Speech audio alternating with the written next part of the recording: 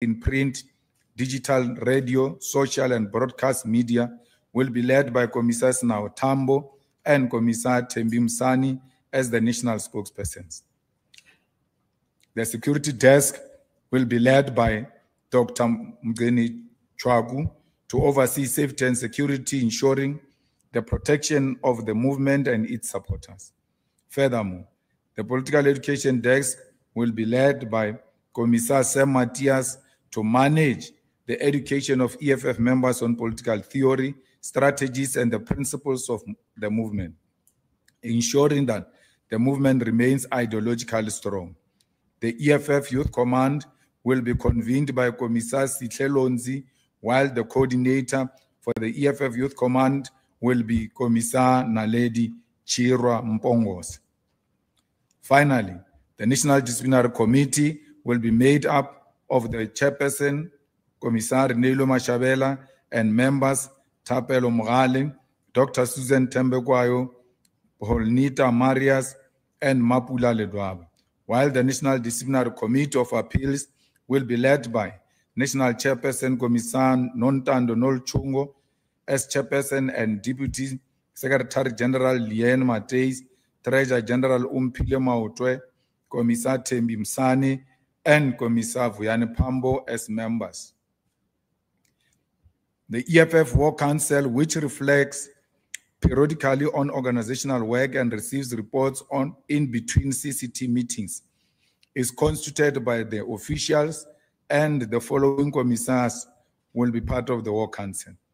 Commissar Veronica Mente as the convener of the Eastern Cape, Commissar Tlengwem Kalipi as the convener of the Free State, Commissar Thembi Msani as the convener of Gauteng, Commissar Popi Mailula as the convener of KwaZulu-Natal, Commissar Mandi Samagaseni as the convener of Limpopo, Commissar Sam Matthias as the convener of Mpumalanga, Commissar Renee Mashavela as the convener of Northwest, Commissar Vukani Ndlovu as the convener of Northern Cape, Commissar Rebecca Mutlala as the convener of Western Cape, Vuyane Pambo as head of presidency.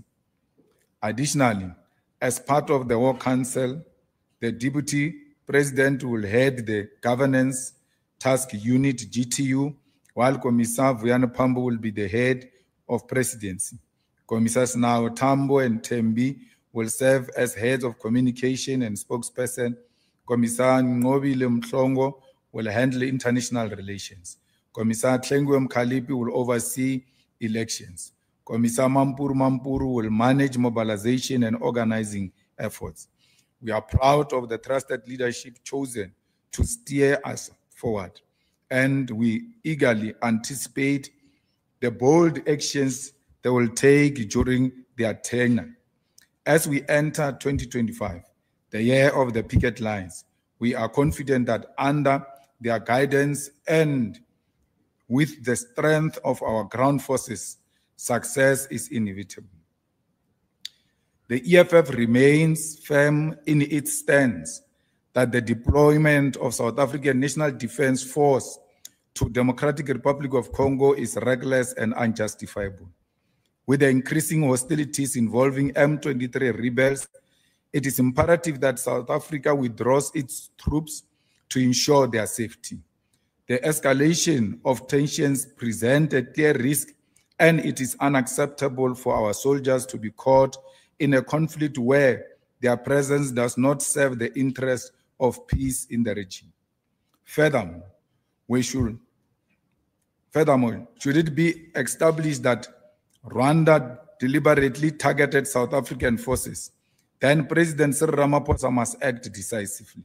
South Africa cannot continue diplomatic and trade relations with a nation that undermines its sovereignty and endangers its citizens.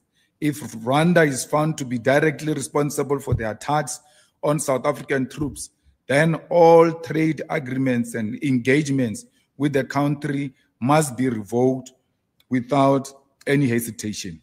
The embassy of Rwanda should be closed with immediate effect, because we cannot share the soil with the people who have blood of South Africans on their hands. Our reluctance to engage in warfare should never be mistaken as a cowardice, and our call for a retreat should never be confused as fear. Should the threats and attack on the South African National Defence Force persist while we call for peace and diplomatic resolution of the conflict continue, then South Africa must defend itself. To state the sovereign right of self-defense in the face of provocation is not warmongering, but a necessary caution that South Africa must and is able to recollect its strength and defend itself should it be necessary. The EFF has noted the threat by the President of the United States of America, Donald Trump, who has issued a threat to cut foreign aid to South Africa and impose sanctions on South Africa for adopting legislation that permits the expropriation of land without compensation and implementing policies that addresses historical race-based inequalities in our country. The statement by Donald Trump is offensive and undermines our sovereignty and is a reminder that our reliance on foreign aid and foreign direct investment surrenders us to the will of imperialists who use money to dictate the economic and policy direction of Africa. We want to make it categorically clear to the President of the USA that we are going to expropriate land without compensation and pursue legislative measures to do so, and no threat will stop us. His misinterpretation of the Expropriation Act, which is a mild and cosmetic intervention, is an assessment of a measure that is going to be pursued through the amendment of our Constitution as South Africans, and there is nothing he can do to undermine our independence. The EFF reiterates its position that we must build state capacity, build a strong agricultural and industrial nation which will not depend on the West, and intensify trade relations with progressive nations such as China, Russia, and nations within BRICS who do not use foreign policy as an instrument to impose their will or bully other nations into submission. The EFF has welcomed the ceasefire in Gaza following the massacre of Palestinians by apartheid Israel and what can only be described as a genocide. For too long, the world has turned a blind eye to the human rights atrocities in Palestine, which include the killing of women and children, bombarding of hospitals, schools, and religious sites of worship, and displacement of Palestinians from their rightful land. The ceasefire must not mean that there will not be accountability for the death of more than 100,000 Palestinian people since the latest genocidal attacks on Palestinians by Israel. The Prime Minister of Israel, Benjamin Netanyahu, and the Israeli Defense Force remain war criminals. The warrant of arrest issued by the International Criminal Court, ICC, against Netanyahu must remain enforceable, and South Africa must lead by example by implementing the resolution of the Sixth National Assembly, which include the expulsion of the Israeli embassy from South Africa and cutting of all diplomatic ties with Israel. The EFF notes the drastic improvements in the city of Tshwane since the removal of the Democratic Alliance from governance. For 8 years, the DA controlled Tshwane, but their tenure was marked by systematic neglect of black communities and extreme fear-mongering that black leadership from the EFF will ruin the city. However, they oversaw the collapse of critical services and left behind the city in ruins. Since the DA's removal in 2024, Tshwane has made a significant strides. The EFF's MMCs have ushered in an era of progressive governance, demonstrating that the DA's absence does not equate to the failure of government. For the first time in years, the people of Hammanskraal have access to clean drinking water, a basic necessity that the DA failed to provide. The city is cleaner and safer, and residents' concerns are attended to daily. The improvements seen in Tshwane stand as evidence that the DA governance model was never about service delivery for all, and their removal has allowed service delivery to thrive, proving that governance is more effective without their divisive, exclusionary policies. Furthermore, as we have entered into the year of the picket lines, we have a clear head start targeting service delivery failures and ensuring tangible improvements where we govern. In the city of Johannesburg, public safety and visibility are at the highest level under our leadership. Our presence in the Johannesburg municipality has ensured that communities experience real and impactful governance. The same dedication is evident in Ekurhuleni and Nelson Mandela Bay, where the EFF is actively addressing service delivery challenges. In Ekurhuleni, the provision of water and infrastructure maintenance is on track, ensuring that the residents receive the basic services they deserve. Meanwhile, in Nelson Mandela Bay, the EFF is making significant difference for the indigent, particularly old age homes, by facilitating the cancellation of their municipal debt. These victories demonstrate our commitment to economic freedom and dignity for all, proving that where the EFF leads, service delivery follows. We call on all of our fighters to remain focused and disciplined and rally behind the collective efforts to return the EFF to the people. The EFF remains the most potent weapon for the liberation in South Africa. And under the theme of the year of the picket line, we will uplift the lives of the poorest of the poor towards the decisive election victory in 2026 local government elections. Let us build strong, genuine, and organic structures of the EFF which will service our people and assume governance. Let us defend, rebuild, and advance the struggle for economic freedom in our lifetime. I thank you.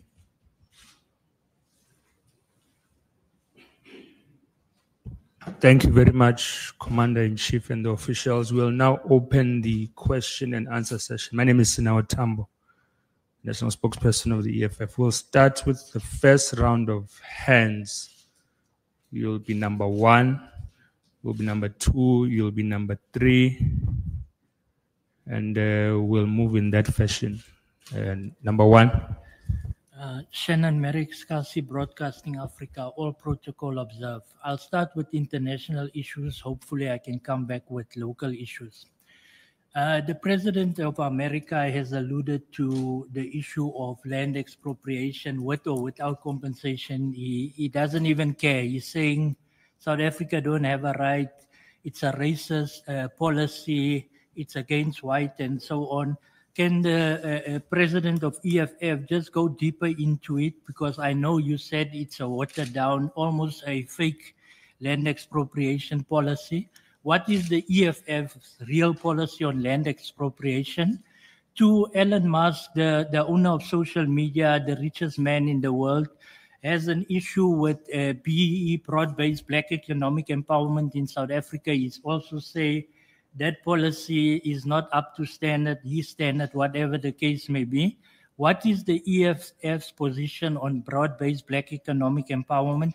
Last but not least, China launched DeepSeek, the latest AI technology. It took America, it took the world by storm. The war between Palestine and Israel was done by missiles, AI technology, and so on. As you alluded to as well, SABC is struggling to launch an app, just to run an app for media. What do you think South Africa should do in terms of AI technology? Thank you. Thank you. Number 2. Samkele Masego from the SABC. On the issues of local government, just the EFF's point of view on the removal of the mayor, of the district mayor of Sidibeng, and ultimately your next position when it comes to Emfuleni. What is your posture on that particular aspect? What are the negotiations around the recomposition of the EXCO of the Sidibeng district and Emfuleni?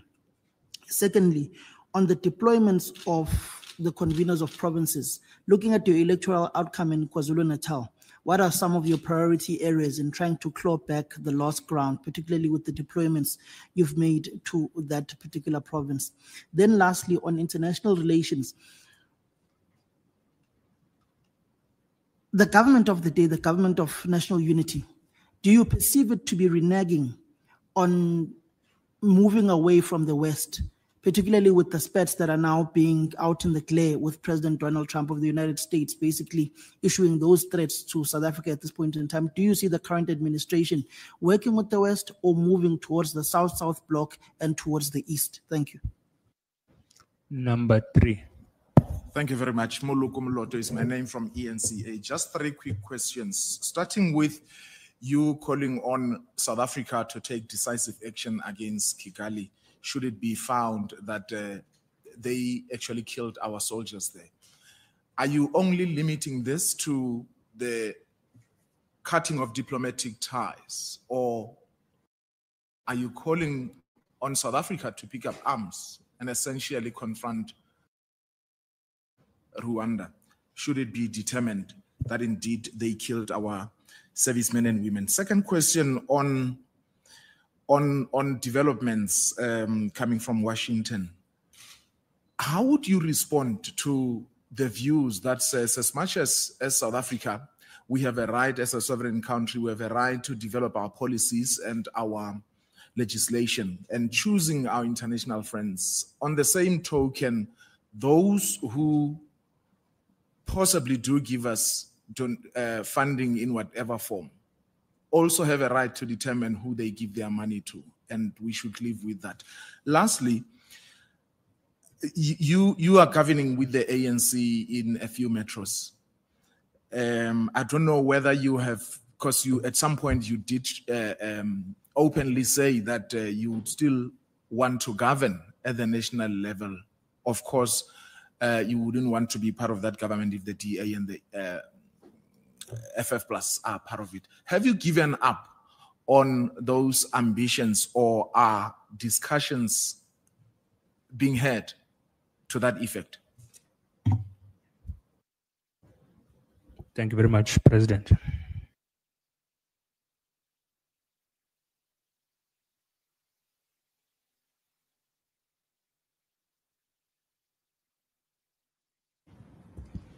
Thank you very much. The EFF policy is the expropriation of land without compensation, and we make no apology about it. It's actually our first non-negotiable cardinal pillar. And the Expropriation Act, as signed now recently by the President, is nowhere closer to that. If anything, it tries to justify the compensation, that properties can be expropriated, land can be expropriated, but there should be compensation, and condition of expropriating such is that there should be, expropriation should be in the interest of the public, for public use and public interest. So it has watered down what we have been asking for, because ours was a complete no-no on the compensation, but equally complete no-no into excluding the whole thing to public interest and public purpose.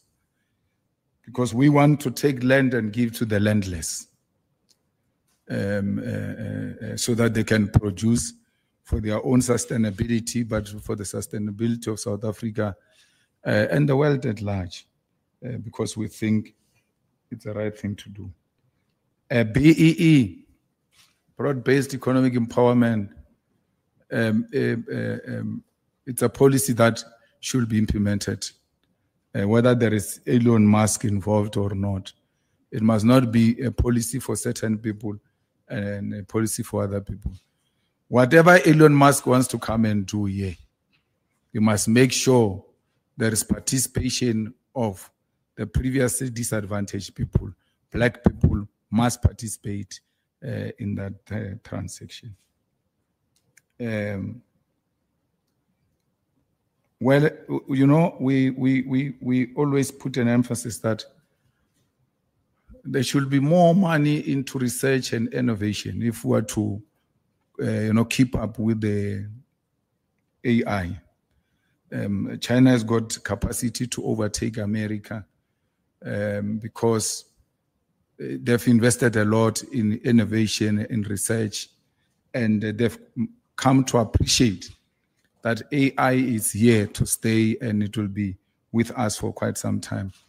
So it doesn't, you know, take us, it doesn't take anything away from us if we're to put the necessary resources, because our children, despite the fact that they are learning in difficult conditions, they are talented, and that talent needs to be harnessed and channeled in a right direction.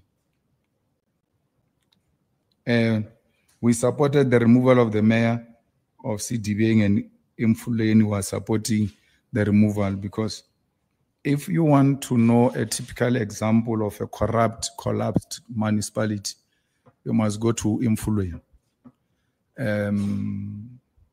You know, you sometimes say Johannesburg inner city is gone, it's rotten. When we agree with that fully, and we have always engaged the ANC about it, that something needs to be done. Unfortunately, we are not given that responsibility. It's not our department. It's like the Department of Roads of Kenigunen, who goes around showing people that the trees have fallen. I mean, one tree in a suburb, and then he makes a big issue out of it because he's challenged. He's running out of depth. He has no idea what is he doing there. He thought that department could be converted into department of sushi and entertainment and anything of that sort. And he got more than what he bargained for. That's why you can't succeed to fix robots. It's not a duty of public safety to fix robots. It's Kenigunen, and you all speak about it. The robots are not working, but you never dare to call Kenigunen out.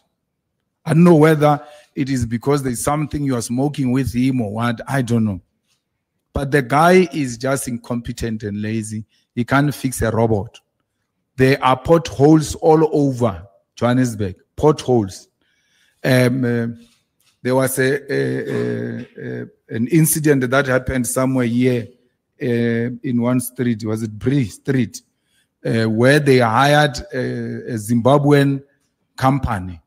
That time department is led by Mabahambe, but Mabahambe, the first opportunity they got to get a person to tend and come and fix a road, they hired a Zimbabwean person.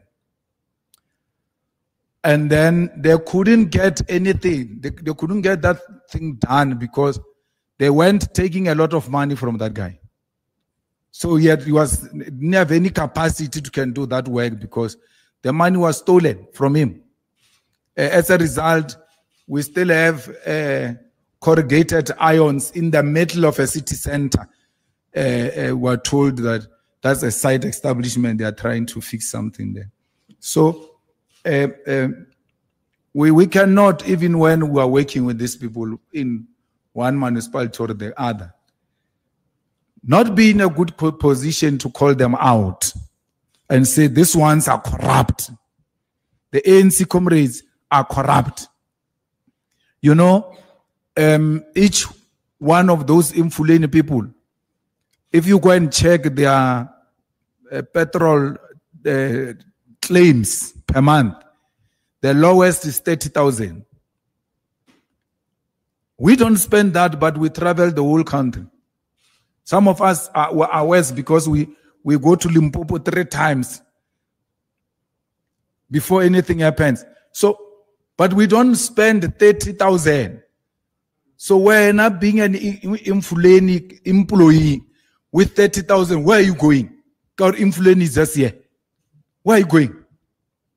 Clearly, they found some creative way of getting money out of that petrol. And then they are inflating prices and then getting something in return. That municipality, if anything, voting out the mayor is not enough. They must dissolve that municipality. It must be dissolved. The same thing with DBA, it must be dissolved. And then we go into an election and let the voters have a choice to elect them again. You know, municipalities get dissolved. We come back with the same crop of people. There is no problem. We must never get tired, because the communities must know that as long as they are not getting it right, they are not going to be left out of it until a solution is found. So to try and fix it amongst ourselves as politicians is not working. So let's go back to the electorate and said the outcome did not give us what is desirable when it comes to service delivery, and then let's go back. So our call will be that Mfuleni must be dissolved. But if the motion goes in tomorrow, we will vote against that mayor of the ANC. You could have seen the KZN deployment is way bigger than any other deployment in any other provinces, because we take what happened there very serious, and we want to turn the things around. And we think that the people that we have sent there are ready for that task, and they can change the political sphere. All you need in KZN is a political willingness to work hard for the EFF, and it will turn around. Politics are like that. They are not static. They change from time to time. Depending on the kind of work you do, you can tilt the balance of forces to be in your favor. And that's what we're going to do. We're actually going to become permanent residents of KZN from time to time. We're going to make sure we go there to give our comrades support. Look at our comrades in that municipality. What is it called? Where they arrested Monges. Mhlatuzi. Mhlatuzi, they arrest Mongezi and the other comrades, our provincial chairperson and the other comrades, because they are demanding, rightfully so, that there are people who are expelled from the EFF, but yet they are still in the municipality as councillors. Why? Because they are voting with the IFP, and the mayor is IFP, the municipal manager is IFP, so they're like, no, we can't remove these people because we need these votes. So when we say, but this is corruption, this is not acceptable, they say, no, we have a problem. Then they arrest Mongezi, our provincial chair, this morning. He goes to court. He gets arrested with our regional secretary, who is a lawyer. He goes to court. The magistrate comes there and says, no, I can't proceed with this case. I know this guy who is accused. Therefore, I'm conflicted. Then he leaves. They sleep inside the cells. The following day, they bring a different magistrate who is briefed that these are the accused, this is the situation, and all of that. That magistrate goes in there. He says, when he arrives, that first one even said, I'm leaving because I was intimidated by a police officer. The second one says, no, I'm also conflicted. I know this guy. Well, they say, okay, fine. You may not deal with this guy's issue, but these ones, you don't know them. So they've got their own individual right. You can release them and refuse with this one that you don't know, you don't want. No. Let's adjourn and let me talk to my superiors. Then he calls the superior in Durban. They say, no, you can't deal with that matter. Leave it. Our comrades sleep in the holding cells for 2 nights. And the following, after we made noise and called everywhere else and say, but there is no such a thing. We've been arrested, many of us, at times. But we've now been subjected to such a thing. The bail was not even dealing with the merits of the case to a point where you can say, I'm conflicted. You can just do the bail and then tell your superiors that I can't proceed with that case because I'm conflicted. So there was a coordinated arrangement to try and frustrate the EFF in Mhlatuzi, and the magistrate found themselves at the center of that nonsense. We are going to complain to Magistrates Commission so that that conduct can be taken up. So KZN, we are going to work there, and we are going to make sure we turn the things around.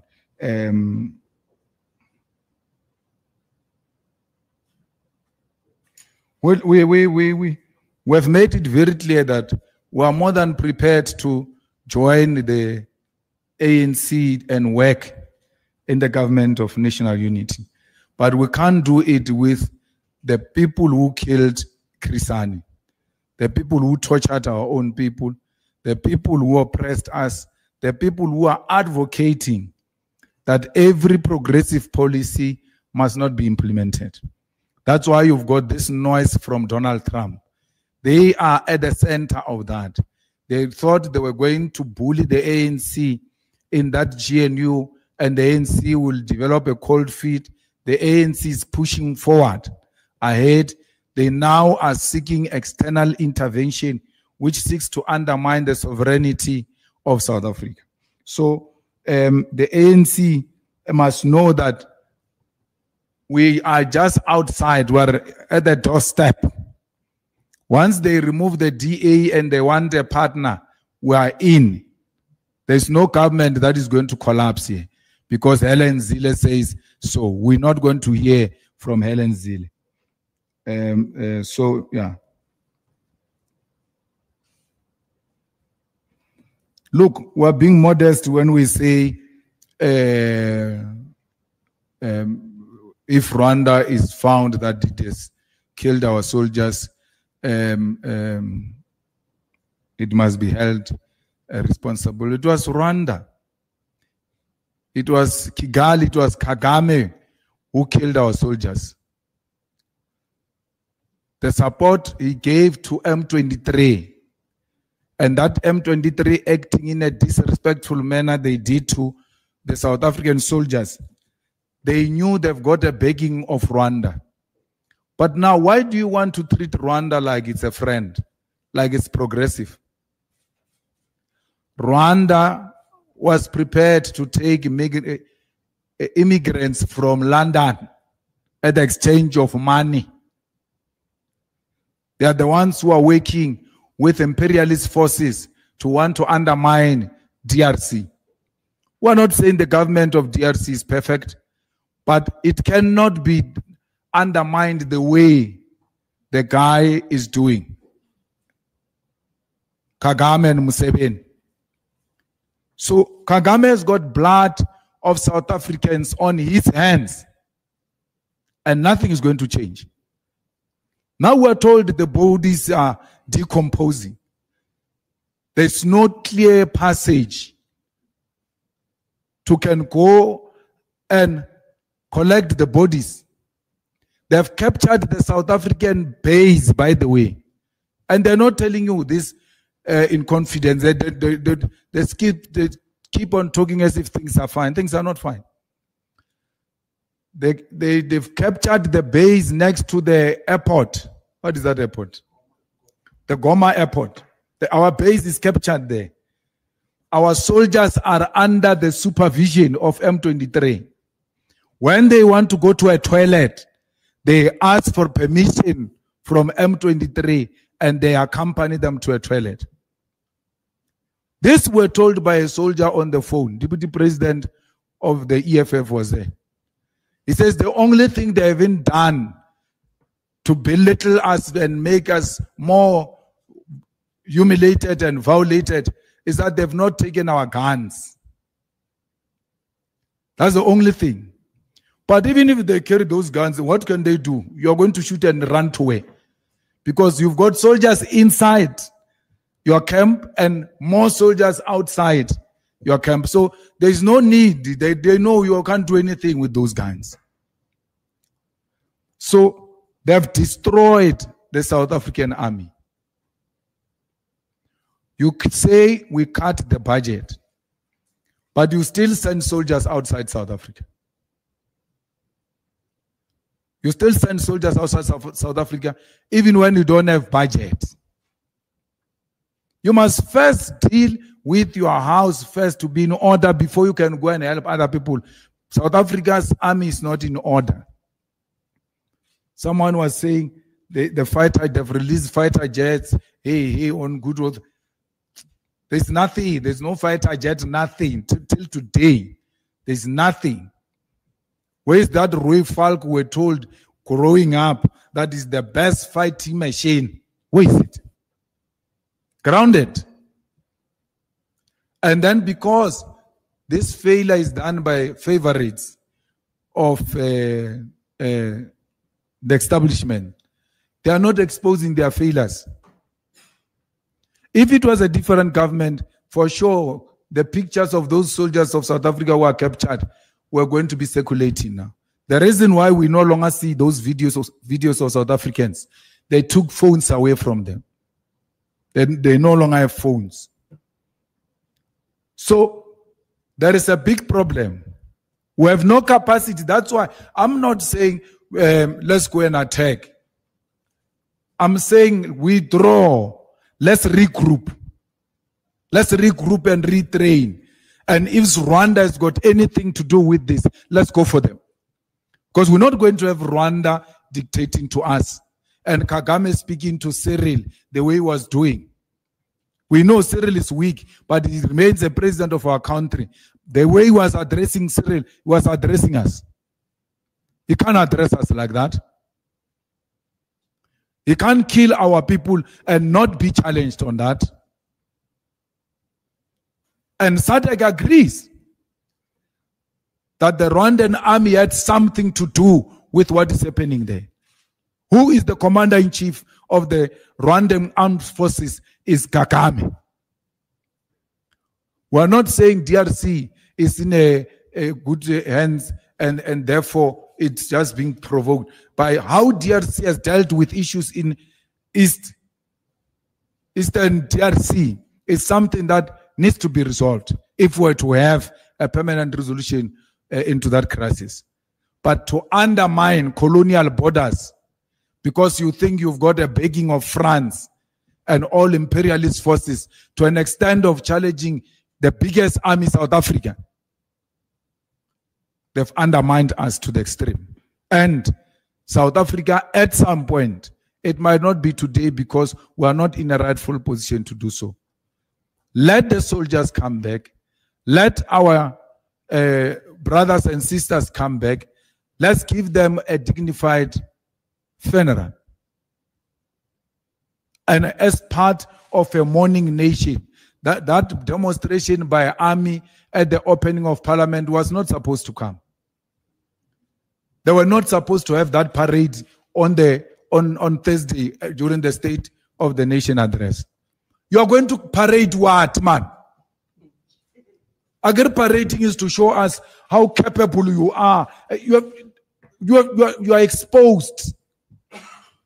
They're going to be intimidating us there with 21 gun salute as if they can use it anywhere else. It can only be used there during rehearsals.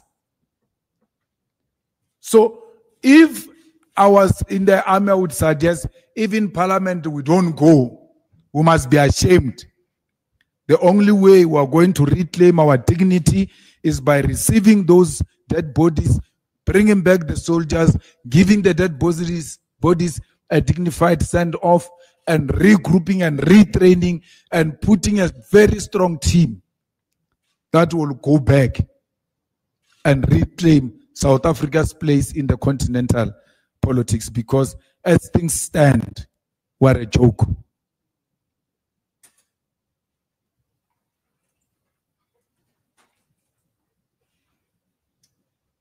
Thank you, President. We'll take the final round of questions, if there are any, including from those who arrived late.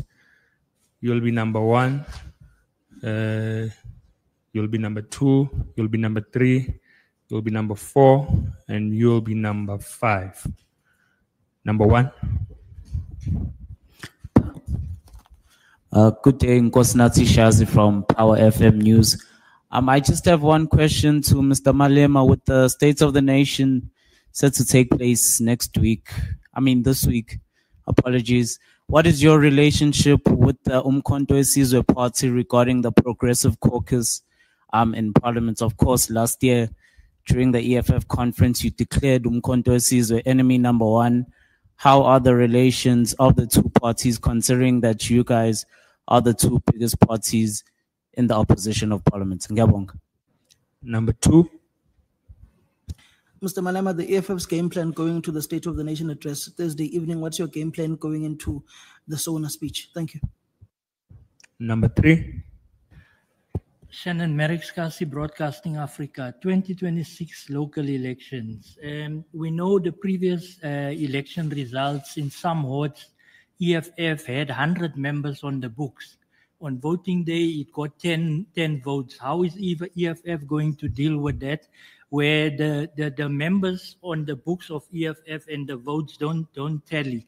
That's the one thing. The second thing is, with regards to issues in communities, EFF said it's going back to the streets. I'm just using my own slogan, going back to the streets. Now, we know in the communities there are serious issues, and communities need not hot councillors, but they need intervention same time. Is EFF going to make available like contact details of different people in the wards where the people can communicate to as part of the Back to the Streets campaign?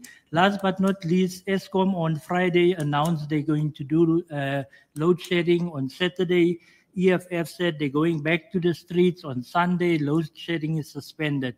I don't know, does these things have anything to do with each other? Thank you. Number 4. My name is Siamthanda Chapa from News 24. Mr. Malema, I'm going to start with I'll take it back a bit with the theme for the year. Return to the picket lines, I think. I remember at The Rock, you said that the EFF will become a party of substance, a party that's just going to engage in parliament, none of the howling, etc.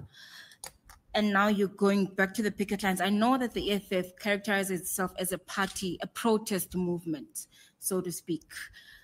Are you running out of ideas to grip the electorate and to get people excited and to convince people to vote for the party with the back and forth? Secondly, my second question is around the issues with the US.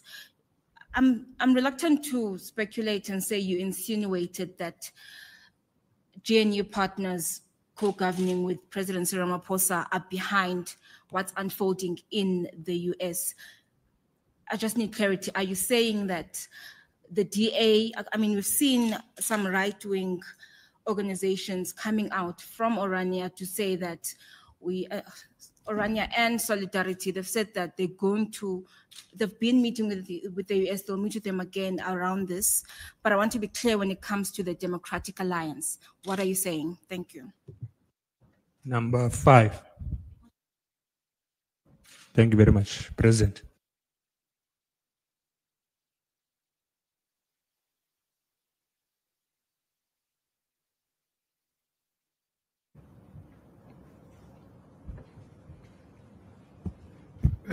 We're not members of MK. We're going to Parliament as EFF. As to what happens with MK, I don't know. We don't know anything. We don't have anything that has got to do with MK. It just happened that we sit next to them in Parliament. And when issues are raised, we don't first listen to what MK is saying before we can formulate a view.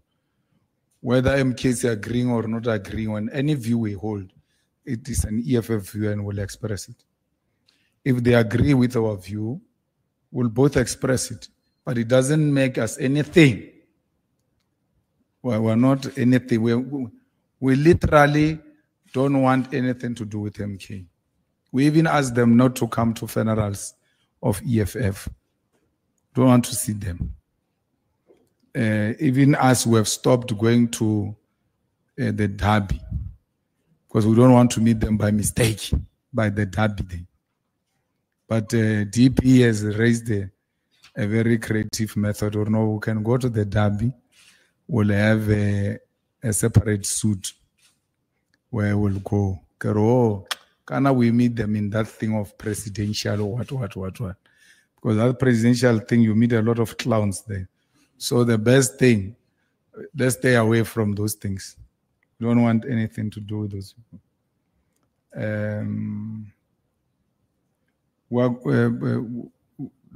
This will be the second State of the Nation address by the president after the elections, and nothing changed from our approach in the first one to this one. We have made it clear that we are going to be a party we have always been, a party of substance, a party of superior logic, a party that is going to give more input, more constructive input. But it doesn't mean we can't be robust in our approach. It doesn't mean we can't be radical and militant in our approach. So you can't say, my sister, when you are running out of questions and say people are running out of ideas, it's you running out of questions. How does picket line have to do with parliament? I mean, you want to sound intellectual, but in the process, you're so empty. You say, you said in parliament, you can't do 1, 2, 3, pack that one. You said in parliament, you can't do that 1, 2, 3, pack that one. And then you say, but now you are saying you're going to the picket lines. Are you running out of ideas? What does that have to do with parliament? If we don't ask sponsored questions, rather our questions are subjected to a thought process before you throw insults at people and say they are running out of ideas. You should check if you are not running out of questions. And if you are running out of questions, it's not necessary to ask a question if you don't have one for the sake of doing it. It's no one who's running out of any question. For 12 years now, for 12 years, every year, Maoleo, 12 years now, every year, EFF has come with a theme for the year. Every year. And it has never been the same theme to demonstrate we are not running out of ideas. If it was the same theme, we will be running out of ideas. Not the same theme. So if you come with an intention to swear, and if there's nothing you can swear at, and you just swear anyway, it's unnecessary. There's got a potential to destroy a serious potential. When you go to a press conference like this, go with an open-minded. Let's go and hear what they are saying and ask questions that are relevant, not sponsored views. ESCOM load shedding is not gone. I don't think they are clear what they want to do. You see that job, we've got a very good CEO there. He needs to be given support. And all kinds of support must be given to him. But that celebrity wannabe mayor must know his limit. Because if he thinks he can now compete the CEO of ESCOM, that ESCOM achievement on not having load shedding are attributed to him as an individual. He wants them, he wants a self-gratification, self-glorification. That is going to undermine the good work that people are doing there. He must chill. He's got no idea what he's doing. Let him leave those people to do what they are doing. And we've got full confidence in the CEO of ESCOM, and we hope that he will not disappoint. We hope he will, within a short space of time, give us a permanent solution, because there must be a permanent solution out of this. the GNU partners are working with USA. They are working with the USA because how do you differentiate Freedom Front Plus from AfriForum, from Solidarity, from Orania, and all manner of things? And if you come to a conclusion that these things are one, their principle is the DA. I'm saying to you, the people here who are using a scare tactics, hoping that the ANC will develop a cold feet. So because they can't find their way, they go and call on their big brothers to come and bully the ANC. So the ANC is not in a coalition with people who share a vision with them. That's why they're struggling the way they're struggling. They just went around picking up riffraff and then putting it in a government of national unity. And when you ask, but why do you do what you are doing? They say, no, we want power. It's about power. They don't care whether you are a bandit, whether you are with a good reputation in society, anything that can give them power, they will go for it. They are working with parties that are giving our children drugs in El Dorado Park, feeding children drugs, and everywhere else. And how do you, in your conscious, rightful mind, be so proud to work with people who have got no regard for female, that a leader of a party you are working with can just call a female private part in public like that, and then you call that a partner, because you are so disparate to get power. It's all about power. They don't care about integrity. They don't care about the legitimacy. They don't care what does this do to the image of our country. And then they go away from those who are not very close perspective with them and choose ex-prisoners, some riffraff, some you can't even explain whether they are going or they are coming. So I guess maybe South Africans get the government they deserve. Maybe you deserve this kind of government. But the ANC has never bothered to take you into confidence, politically and ideologically, as to why would you go with the enemy agents in bed? Why would you go in bed with people who killed Christian and say we can kill him again if we get an opportunity to do so? Why do you go with people who have killed our people in Flag Plus and say we can do it again? There's no problem. Then what were we fighting for? If the reality is that these people can continue to lead even after we claim victory. So the ANC must be ashamed that it has put South Africans where they've put them. They must be ashamed that they are actually peeing on the graves of heroes and heroines of our struggle. Peter Mokaba should be turning in his grave, because there's a video of Peter Mokaba that says we are not in a struggle of power sharing. We can't share power with de Klerk. And then someone goes and gives a lecture about Peter Mugabe as if he knows him. But if you know Peter Mugabe, you can't advocate for the things that Mugabe never stood for. Mugabe made it very clear. We are not negotiating for power sharing. We can't share power with de Klerk. We can't share power with murderers. I will not be shocked one day when they say Netanyahu is a special advisor of Sir Ramaphosa. They've got no shame, these people. At all. They have no shame at all. Their political consciousness has escaped them. So We will not do that. If it means staying outside, so be it. You will rather die with your conscience very clear. There's an old man who died very poor in Limpopo called Lawrence Poganuk.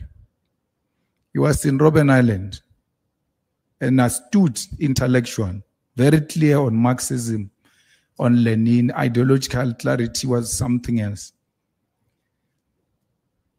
He died not being anything, not holding anything material and otherwise, because he said, but this is not what we're fighting for. He had the best credential compared to all the clowns that were leading when he was still alive. But he refused to participate in any government of these people. He said, no, this is not what we're fighting about. This is not us. And I hope Lawrence Poganuk will not be turning in his grave. I hope he will be smiling that what he warned us about is exactly what is happening right in front of our eyes. And that proves him right, that indeed Lawrence Poganuk was right about these people. This is not what our people fought for. This is a complete reversal of the gains of 1994. The gains which we should be using this government of today, where there is no outright winner, to say, how do we build on the gains of 1994? So be rest assured, the EFF, it's a growing organization. It's a very powerful organization.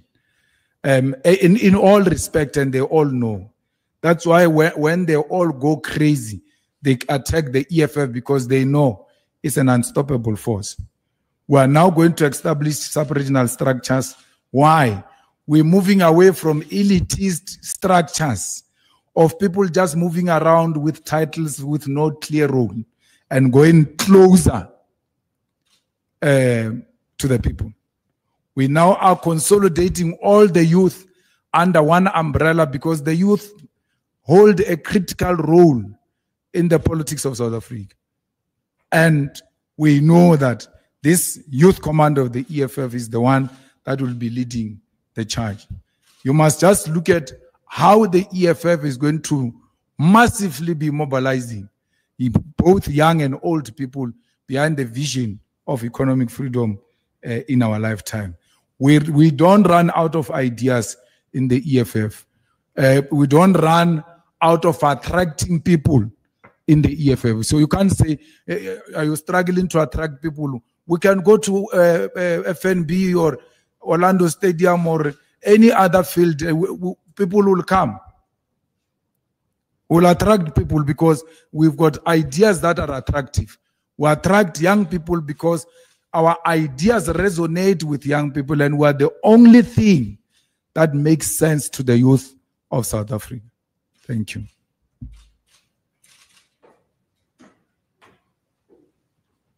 Thank you very much to the Commander-in-Chief, members of the media, the officials, and people of South Africa. That concludes the EFF press conference.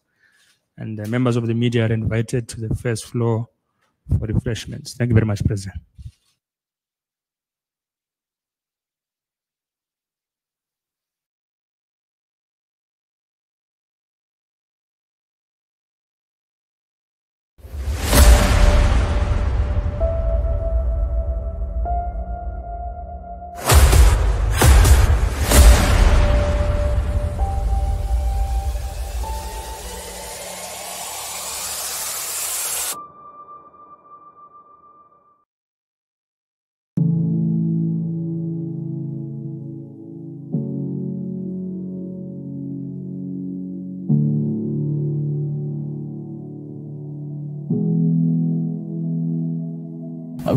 First of all, I think every African should be doing what I do, like everybody, because of who we are, right? We're African. We should love Africa. You know, when I went to South Korea, I realized that Africa is being perceived and viewed very different.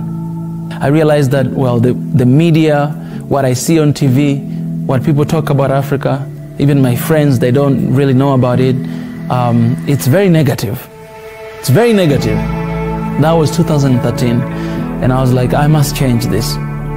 So I started actually there in South Korea. I started to go to schools, to like elementary school, like kindergarten, elementary, middle school, high school. I started to go there. That was like my part-time job. I went to, like in Korea, I went to every single city in Korea. I went everywhere in that country, and I was going to these schools. One day I went even close to North Korea. Like there's this one place called Paju. It's just next to North Korea. Like you see North Korea is there, South Korea is here. I went there and I went to kindergarten. These little kids, and these little kids, when they see you, some of them, they start to cry. They just see you, they say, why are you crying? So I was like, why are you crying? So they're scared. These are little kids, but that's what they have been seeing on TV. That's what, like, sometimes some of them, even their parents teach them like that.